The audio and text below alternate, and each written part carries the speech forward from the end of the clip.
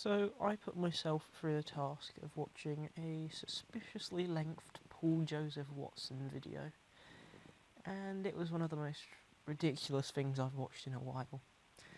Now, I'm aware that I'm going to face an army of, somewhat ironically, crybabies who can't stand to be wrong, and this video will likely have a terrible like-to-dislike ratio, but I'm going to make it anyway because I'm annoyed. Does that upset you, Paul? I'm acting on my emotions, so clearly I'm some sort of a psychopathic idiot who watches reality TV show all day. Yeah? Anyway, here we go.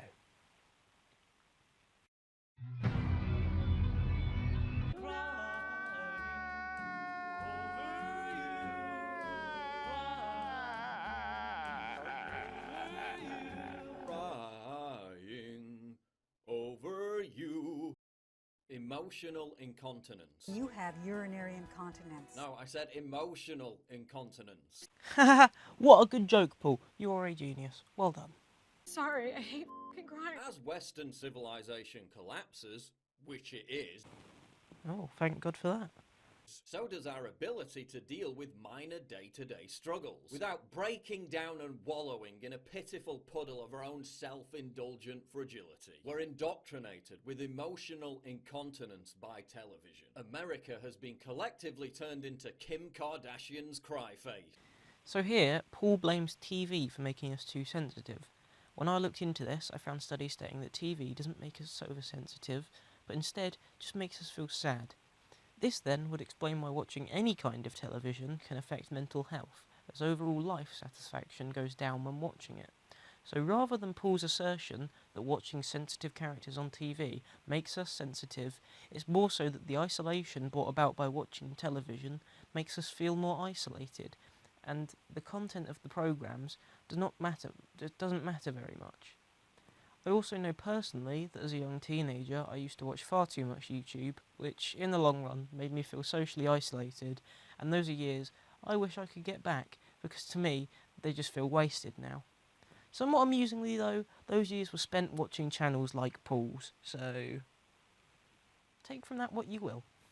I've just been like so unhappy. You don't think I feel bad? The masses overdose on reality TV.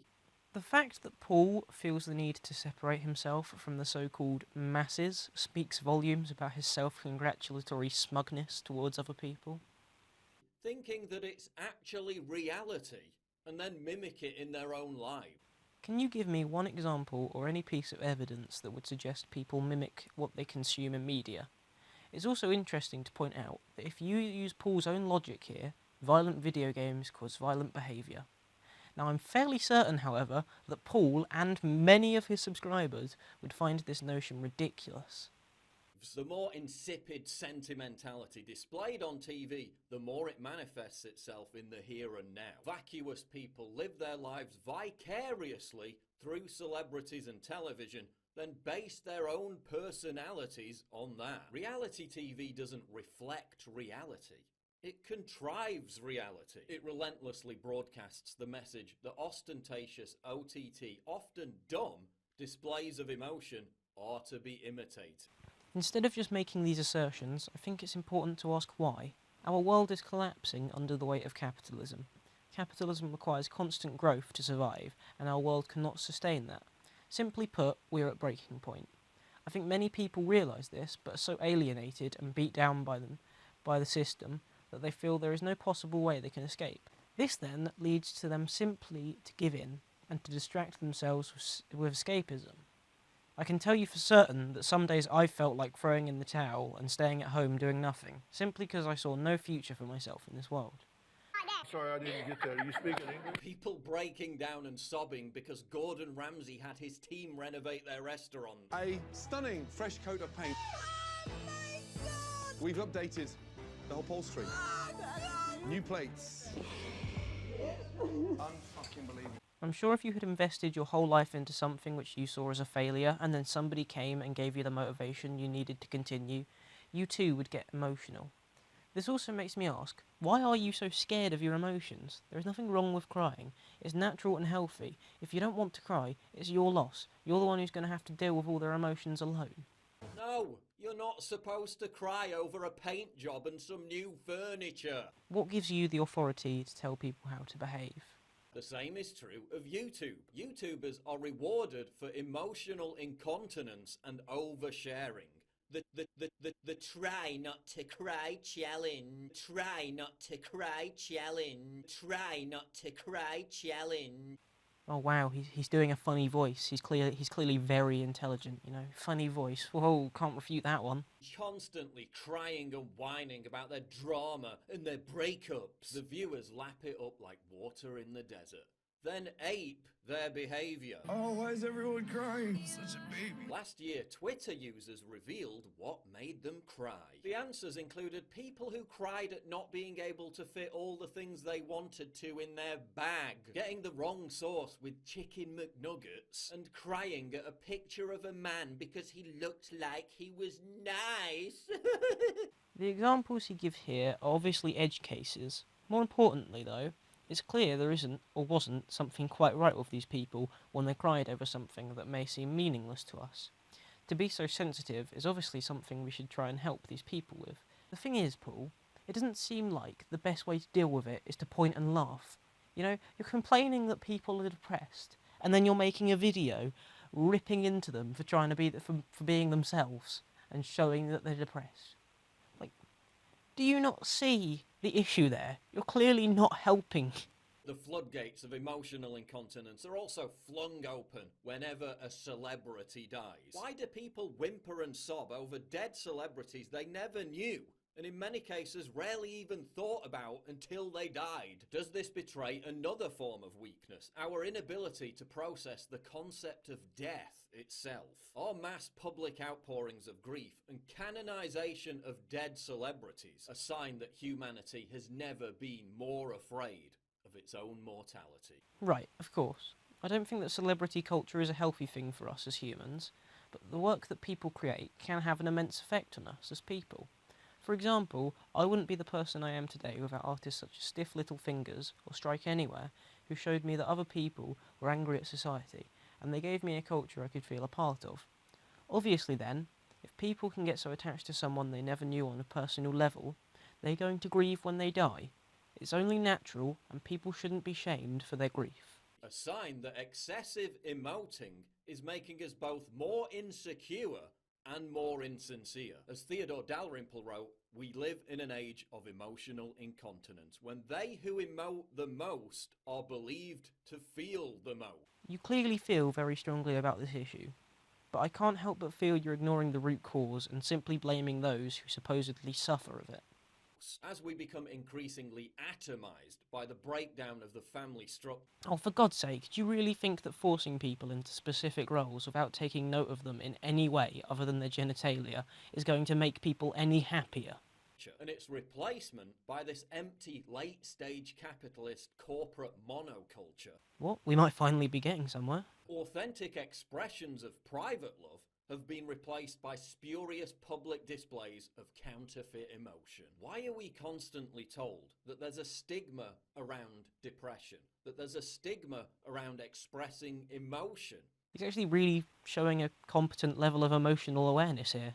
I'm kind of proud of him in a weird way.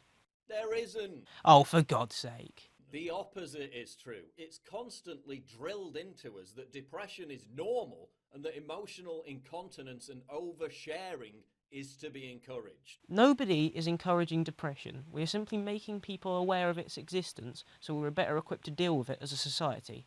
Also, if I had some kind of a, for lack of a better term, emotional breakdown in public, I wouldn't be congratulated on it. I would be laughed at as weak simply for letting my emotions show. You can barely go 2 minutes without seeing someone drone on about how depressed they are on Facebook or Twitter or YouTube. This has two consequences. It trivializes actual depression. This is an issue I've noticed. People do tend to use depression as a synonym for feeling sad. I used to do it myself. The problem is, it's impossible to tell whether or not these people do actually suffer from depression.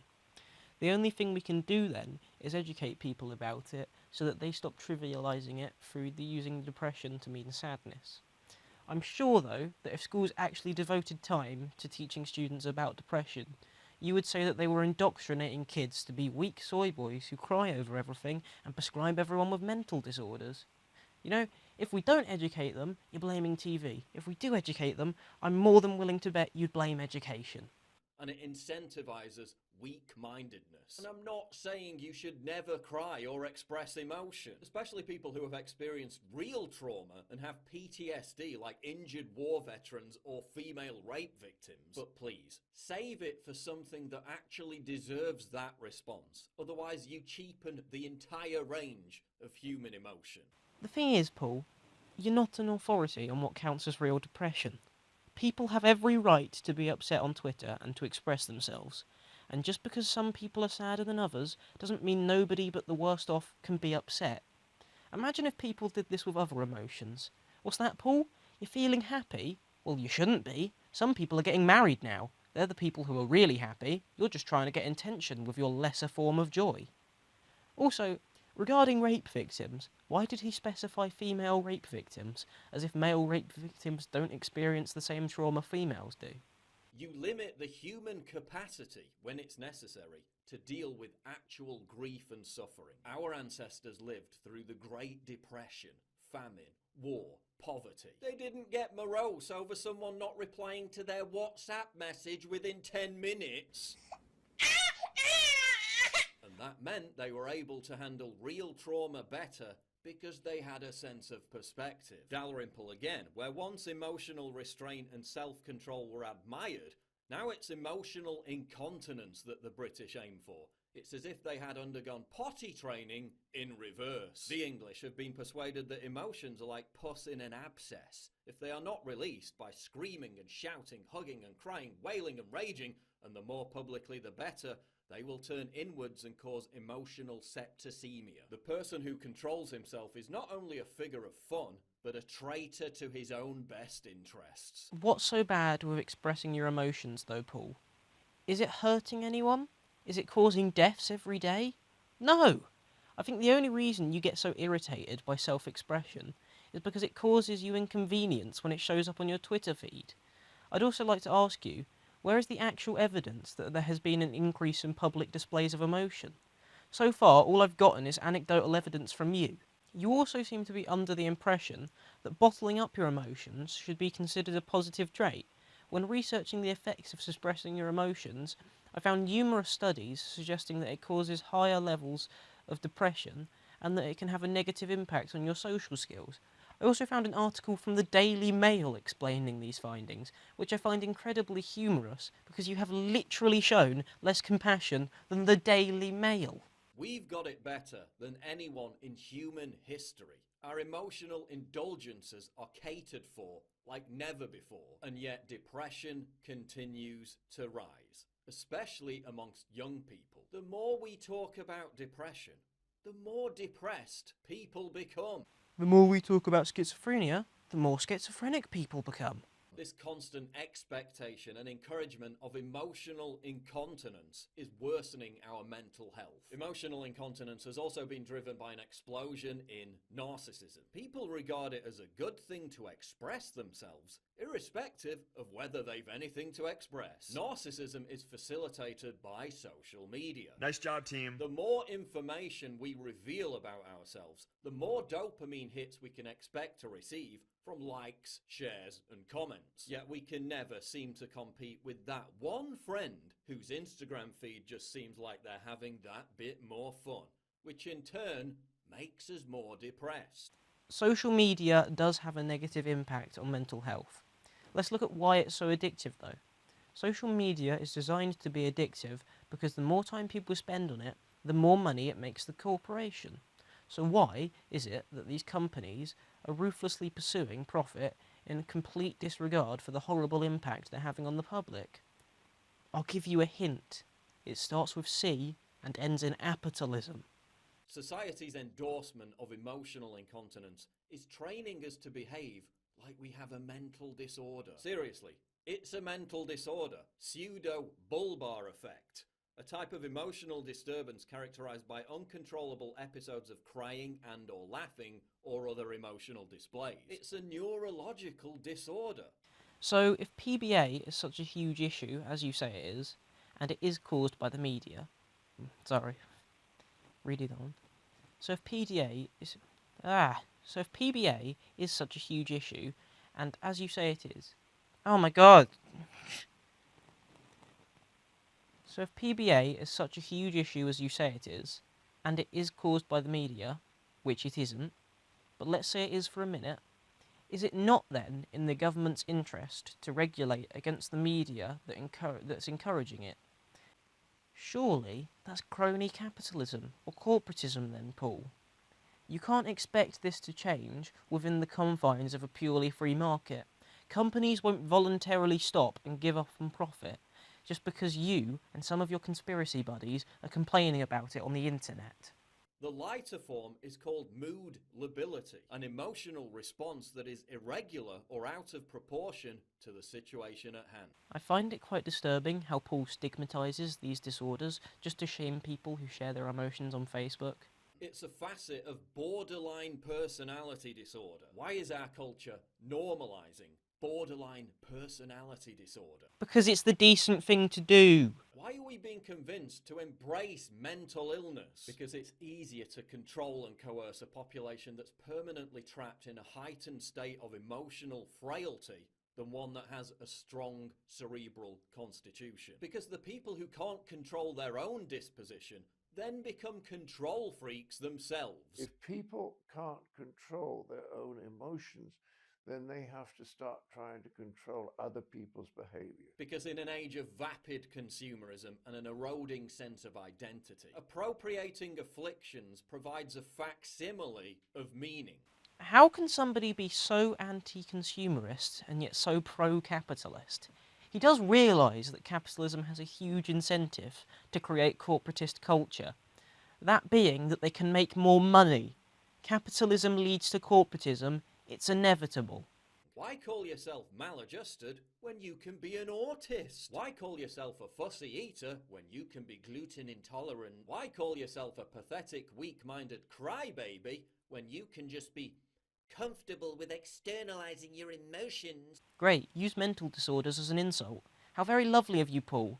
Now do us all a favour and jump off a bridge, you absolute Netflix buffer.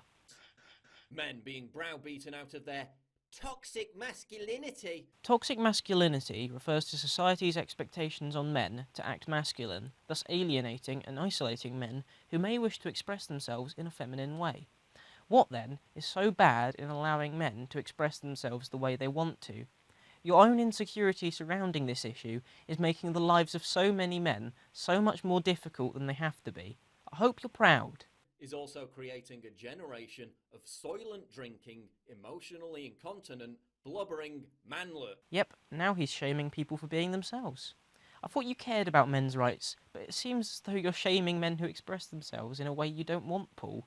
Seriously, do you just want to live in a society where everyone acts identically? Like, can you imagine how toxic a society of PJWs would be? Soy boy. And again, I'm not talking about people who have experienced real suffering. I'm talking about people who cry about not being able to get their eyebrows to look the same. Now, I know what you're thinking. Paul, you're just a heartless, miserable bastard. Yeah, and... I simply am not there. Actually, no. I'm a stoic. I'm not making all this stuff up off the top of my head. I'm not regurgitating some stereotypical stiff upper lip basic bitchery. This is called Stoicism, a branch of philosophy that stretches back to the 3rd century BC. Stoicism is the antidote to emotional incontinence. Okay then, you live your life as a stoic. You enjoy building up your emotions and the weight that comes from it. See, Stoicism is about suppressing destructive emotions, such as anger. The thing is, Paul, this entire video has been you angrily shouting into a camera. Stoicism is a realistic alternative to nihilism. Ooh. And I'll devote an entire video to it in the near future. Look, if we've reached the point where people are bringing emotional support pigs onto airplanes... because they're so wretchedly uncomfortable with their own emotions they can't get through a 3-hour flight. Clearly people in that sort of state need some sort of help. But let's just point and laugh, eh, Paul? That'll fix it. Maybe time to ask if our society is overly emotional. If we've reached the point where people are so devoid of any sense of mental stability, they claim to have 400 different personalities, some of which are children, meaning they can't even take care of their own basic needs. Maybe time to ask if the parameters of what society accepts as a genuine mental illness That's for doctors and scientists to decide. have been stretched too far. Maybe time to ask if our obsession with emotional incontinence is changing us in ways that can never be reversed. Please click the big red button to subscribe. No. Thank you very much for watching, everyone. Hopefully this video was decent. I don't know. It's a new style. I just wanted to shred into Paul because I really despise how he somehow blames everything on corporatism and yet is a huge shill for capitalism. Also, he's a complete conspiracy nut. But you know, whatever. He'd just say my channel is postmodernism, even though it isn't. But it is when Paul wants it to be, because that's his only argument against art that he doesn't like. This isn't even art, this is a video. Media, whatever. I don't care what this is. I'm rambling. I don't have a script anymore, if you could tell. But yeah. I suppose have a nice day, everyone. Bye.